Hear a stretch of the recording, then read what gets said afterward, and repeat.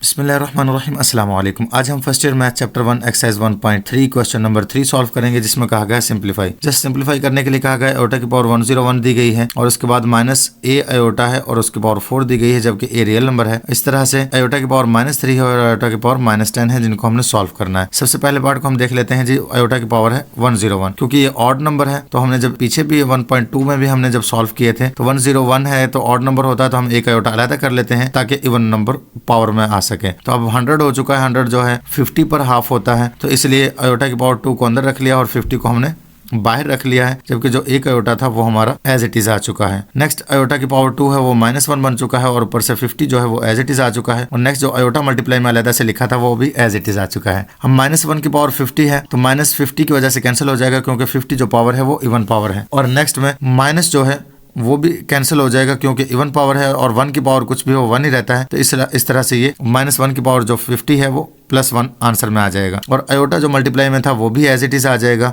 अब जब आयोटा को 1 से मल्टीप्लाई करेंगे तो आंसर आयोटा ही आ जाएगा। तो ये फर्स्ट पार्ट हमारा हल हो चुका है। नेक्स्ट पार्ट सॉल्व करते हैं। नेक्स्ट पार्ट में हमें माइनस ए आयोटा की पावर 4 दी गई थी, तो हम -a की पावर 4 अलग कर सकते हैं और आयोटा की पावर 4 अलग कर सकते हैं। अब क्योंकि इवन पावर है तो माइनस कैंसिल हो जाएगा, a की पावर 4 रह जाएगी डायरेक्ट। और आयोटा की पावर जो 4 है उसको हम 2 2 4 लिख सकते हैं, तो आयोटा की पावर 2 ब्रैकेट के अंदर और 2 बाहर लिख सकते हैं। तो इस तरह से आयोटा की पावर 2 है वो -1 हो जाएगा और जो पावर है 2 वो एज इट इज आ जाएगी। और a की पावर 4 जो है वो एज इट इज आ गया। अब क्योंकि -1 की पावर 2 है, जो माइनस है वो कैंसिल हो जाएगा और 1 की पावर 2 1 ही रहेगा। 1 को हम a की पावर 4 से मल्टीप्लाई करेंगे तो आंसर में भी हमारे पास a की पावर 4 एज इट इज आ जाएगा। और इस तरह से हमारा नेक्स्ट पार्ट भी सॉल्व हो चुका है। अब हम नेक्स्ट पार्ट सॉल्व करते हैं। थर्ड पार्ट में हम आयोटा की पावर -3 दी गई है। -3 पावर को प्लस करने के लिए हम डिनोमिनेटर में ले जाएंगे और उसमें से एक आयोटा अलग कर देंगे। जब आयोटा स्क्वायर रह जाएगा तो वो -1 हो जाएगा। -1 को जब आयोटा से मल्टीप्लाई करेंगे तो वो माइनस आयोटा ही रहेगा। यहाँ हम -1 को डायरेक्ट ऊपर ले जा सकते हैं। 1 को हम आयोटा से मल्टीप्लाई करके आयोटा लिख सकते हैं और जो माइनस का साइन है वो डायरेक्ट ऊपर चला जाता है,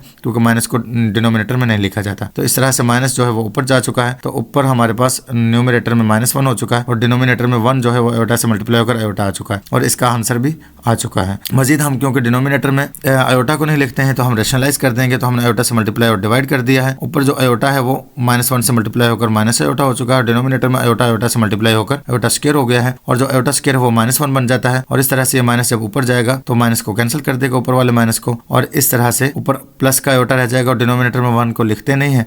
इस तरह से हमारा आयोटा आंसर आ चुका है जी। फोर्थ पार्ट में हम आयोटा की पावर -10 दी गई है। जब -10 को हम प्लस करेंगे सबसे पहले तो उसे डिनोमिनेटर में ले जाएंगे और उसके बाद हम 10 का हाफ करते हैं तो 2 5 10 होता है, तो 2 हमारा ब्रैकेट के अंदर आ जाएगा, जबकि 5 हमारा ब्रैकेट से बाहर आ जाएगा। अब आयोटा स्क्वायर जो है वो -1 बन चुका है, पावर 5 बाहर एज इट इज आ चुकी है। और उसके बाद जब -1 की पावर 5 है तो वो -1 ही रहेगा, क्योंकि ऑड पावर है। तो जब -1 ही आएगा तो उसका माइनस का साइन जो है वो ऊपर चला जाएगा और डिनोमिनेटर में 1 को लिखते नहीं है, इसलिए हमारा आंसर -1 आ जाएगा। उम्मीद है आपको क्वेश्चन नंबर 3 समझ आ चुका होगा। मिलते हैं नेक्स्ट वीडियो में, तब तक के लिए अल्लाह हाफिज।